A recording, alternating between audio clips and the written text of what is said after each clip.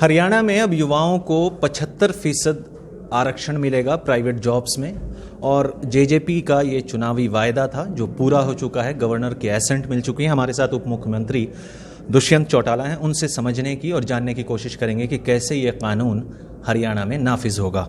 सबसे पहले तो आप ये बताएं कि इस कानून को लेकर प्राइवेट प्लेयर्स जो हैं, जो गुड़गांव में हमने कई लोगों से बात की, उन्होंने यही बात कही कि डाइवर्सिटी होनी चाहिए, डोमिसाइल का एक रेस्ट्रिक्शन ना हो। उसको किस तरह से आप एड्रेस करेंगे या पहले कोई बातचीत हुई थी कानून लाने से? 8 दौर की चर्चा इंडस्ट्री के अलग अलग सेक्स से हुई थी, जिसमें एसोसिएशंस भी थी, इनके फोरम्स भी थे और बड़ी एमएनसीज भी और छोटी एमएसएमईज भी थी।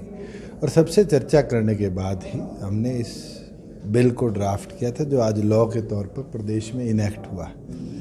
पहली चीज़, ये किसी भी पुराने रोजगार को छीनने का काम नहीं करेगा। केवल मात्र आने वाले भविष्य में जो नए रोजगार आएंगे उसके अंदर हरियाणा के युवाओं को हिस्सेदारी दिलाएगा, वो भी जो 50,000 से नीचे की आय के अंदर हो। कई लोग कह रहे हैं कि ये सिर्फ नई कंपनीज पे इम्प्लीमेंट होगा। बिल्कुल नहीं। प्रदेश के अंदर जितने इंस्टीट्यूशंस हैं, जितनी एमएनसीज हैं, जितनी एमएसएमईज हैं, जितने पार्टनरशिप फर्म्स हैं, जितनी ट्रस्ट सोसाइटीज़ हैं, तमाम इसके प्रीव्यू में आती हैं। मगर उनके अंदर जो रोज़गार 50,000 से कम आयु के हैं, आय के हैं और आने वाले भविष्य में बढ़ेंगे, वो केवल मात्र इसके अंदर रिस्ट्रिक्ट होते हैं। इसमें हमने लिबर्टी भी दे रखी है कि कंपनी अपने आप को डिस्ट्रिक्ट वाइज रिस्ट्रिक्ट कर सकती है अप टू 10%, कि एक ज़िले से 10% से ज़्यादा कैंडिडेट ना हो। और अगर कोई स्पेसिफिक स्किल सेट है जिसका आज ट्रेंड कैंडिडेट हमारे स्टेट में उपलब्ध नहीं है उस क्वालिटी का, तो बिल्कुल रिलैक्सेशन की पावर्स भी हैं। और कई ऐसे स्किल सेट्स हैं जिनके ऊपर मैंने बारी बारी चर्चा करी है। जैसे ईंट भट्टों में काम करने वाले मजदूर हैं, वो आज उत्तर प्रदेश के ईस्टर्न पार्ट से, झारखंड से, छत्तीसगढ़ से, उड़ीसा से आते हैं। आज सरिया का काम करने वाले लोग बंगाल से आते हैं।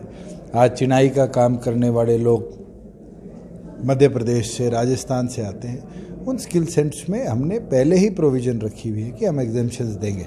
मगर आज जो बेसिक रोज़गार है उसके अंदर तो बिल्कुल हरियाणा प्रदेश के मूल युवाओं को रोज़गार मिले, ये हमारी प्राथमिकता रहेगी। लेकिन दुष्यंत जी, सवाल ये उठ रहे हैं कि अगर हर राज्य ऐसे कानून ले आए तो फिर जो डाइवर्सिटी की बात, सवाल उठाने वाले लोग हैं, इनको जरूर ये बताना चाहूँगा कि प्रदेश ने कोई ड्रैकोनियन लॉ लागू नहीं किया। हमने कोई भाषा पे, धर्म पे, जाति पे लॉ लाने का काम नहीं किया। महाराष्ट्र में 37 साल से एक लॉ है जो मराठी बोलने वाले लोगों को 80% अधिकार देता है। हमने तो एक कानून लाने का काम किया है कि कोई भी हरियाणा में 5 साल से रह रहा है, उसका डोमिसाइल सर्टिफिकेट है, वो इस प्रूव के अंदर अप्लाई कर सकता है। और मुझे लगता है जीएसटी की प्रोविज़न आने के बाद हमें लोकल कैंडिडेट्स को प्राथमिकता इसलिए भी देनी पड़ेगी क्योंकि आज हम एक मैन्युफैक्चरिंग स्टेट से कंजम्पशन बेस्ड स्टेट बनने की ओर भी जाने का कदम उठाएंगे।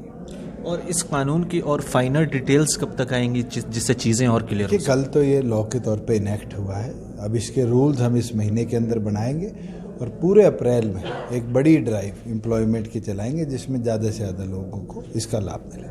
विपक्ष का आरोप है कि रोजगार क्रिएट करने के बजाय आरक्षण का सहारा ले रहे हैं। अगर हरियाणा जो है बेरोजगारी में पिछले साल सीएमआई के डेटा के हिसाब से शीर्ष स्थान पर था, तो रोजगार आप पैदा करें, आप आरक्षण का सहारा क्यों ले रहे हैं? विपक्ष 10 साल सत्ता में रही, उनने तो हरियाणा के अंदर रोजगार तो क्रिएट करे नहीं, बल्कि हरियाणा से रोजगारों को दौड़ाने का काम किया, देने वालों को। उनने तो ज़मीन की दलाली करके 10 साल का शासन चलाया। हमने पहले साल के अंदर सबसे बड़ी बैटरी मैन्युफैक्चर कंपनी एटीएल को 180 एकड़ दी, जिसमें वो 7,500 करोड़ की इन्वेस्टमेंट से आज अपनी फैक्ट्री लगा रहे हैं। फ्लिपकार्ट ने अभी रिसेंटली 140 एकड़ के लिए ऑक्शन किया है। मारुति ने अपना इंटरेस्ट दिखाया है 800 एकड़ के लिए। सुजुकी 100 एकड़ के अंदर अपनी खरखोदा में बाइक की फैक्ट्री लगाना चाह रही है। हम तो रोज़गार लेकर आ रहे हैं। अगर हुड्डा साहब और उनकी टीम 10 साल ज़मीन की दलाली छोड़ के रोज़गार का काम करती तो आज हरियाणा पता नहीं कितना आगे चला जाता।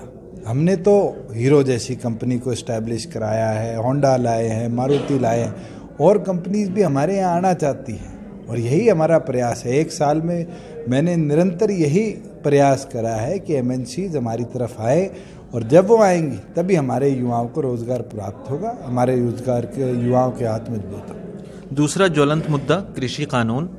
दुष्यंत चौटाला या उनकी पार्टी इसको रिजॉल्व करने के लिए क्या कर रही है, क्योंकि एक जगह स्टेलमेट बना हुआ है कि देखिए, अकेला एक व्यक्ति इस पूरे मामले को नहीं निपटा सकता। 40 लोगों की एक टीम है जो इस पूरे मोर्चे को आगे लेकर चल रही है। मैं तो उनसे आग्रह करता हूँ कि आप लोग आइए, इस पे चर्चा करिए। अमेंडमेंट्स के लिए केंद्र तैयार है, सेशन 15 से शुरू होगा। वो लोग आएंगे, चर्चा करेंगे, तभी तो लॉ में अमेंडमेंट्स होंगी, और अमेंडमेंट्स होंगी तभी किसानी मजबूत होगी।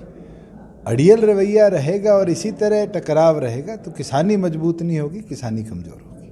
अच्छा, एक ये भी कह रहे हैं कि किसान के अगर बातचीत से, कितनी बार बातचीत का दौर चला, हर बार सरकार को बताया गया कि इन चीज़ों से ऑब्जेक्शंस हैं, तो जब इतने ऑब्जेक्शन भरा कानून है तो उसको हटा देने में क्या दिक्कत है, ऐसा किसानों का कहना है। आज तो आप 75% रिजर्वेशन को भी ऑब्जेक्शनेबल कानून कह रहे हैं। अगर हर चीज़ को आप हटा दोगे तो फिर देश प्रगति की तरफ कैसे जाएगा। मैं तो एक चीज़ बोलता हूँ, अमेंडमेंट्स लेकर आइए। लॉज आते हैं, लॉज में अमेंडमेंट्स आती है। हम जीएसटी जब इस देश में लेकर आए, मुझे याद है जेटली जी जब जीएसटी इंट्रोड्यूस कर रहे थे तो सबसे पहले मैंने कहा था कि आपको सैकड़ों बदलाव करने पड़ेंगे, और आज मैं जीएसटी काउंसिल का मेंबर होते हुए 24 बदलाव तो पिछले 1 साल में देख चुका हूँ। 200 से ऊपर बदलाव जीएसटी में आए हैं, मगर उससे हमारा टैक्स सिस्टम सुधरा है।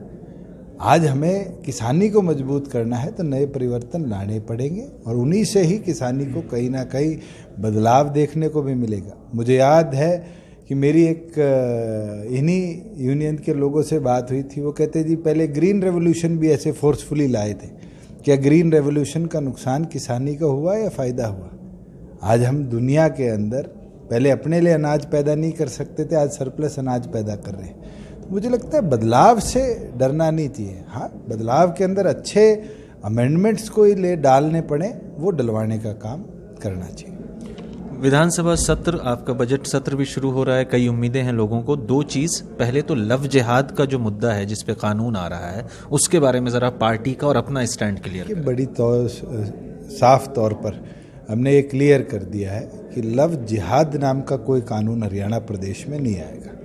अगर किसी भी धर्म के अंदर फोर्सफुल कन्वर्शन होगी, चाहे वो हिंदू से मुसलमान हो, मुसलमान से हिंदू हो, सिख से ईसाई हो, ईसाई से हिंदू हो, अगर कोई फोर्सफुली करता है तो उसके खिलाफ कड़ी कार्रवाई हो। मैंने तो आज भी मेरे माइनॉरिटी सेल के जो साथी हैं उनकी बैठक ली है, और सबने एक मत के अंदर ये कहा है कि अगर कोई लॉ किसी रिलीजन स्पेसिफिकली नहीं आता तो उसका हमें समर्थन करना चाहिए। अविश्वास प्रस्ताव की बात कांग्रेस कर रही है कि देखेंगे कि कितने हरियाणा के जो सत्ता में नेता हैं या विधायक हैं वो किसानों के साथ खड़े होते हैं, किस तरह से देखते हैं? देखिए, कांग्रेस तो खुद अपना विश्वास खो चुकी, और जिस तरीके से कांग्रेस नेतृत्व के विरुद्ध में G23 हुआ, ये साफ दिखाता है कि हमारे खिलाफ तो शायद ये अविश्वास ना लेकर आए, मगर आने वाले समय में गांधी परिवार के खिलाफ तो ये जो नया मोर्चा बना है ये अविश्वास लाने का काम करेगा। ठीक है, शुक्रिया बातचीत करने। धन्यवाद। तो ये उप मुख्यमंत्री दुष्यंत चौटाला बता रहे थे कि कैसे 75% जो रिजर्वेशन है प्राइवेट जॉब्स में युवाओं के लिए, वो किसी तरह से भी डिस्क्रिमिनेटरी नहीं है। चंडीगढ़ से मोहम्मद गजाली, एनडीटीवी इंडिया।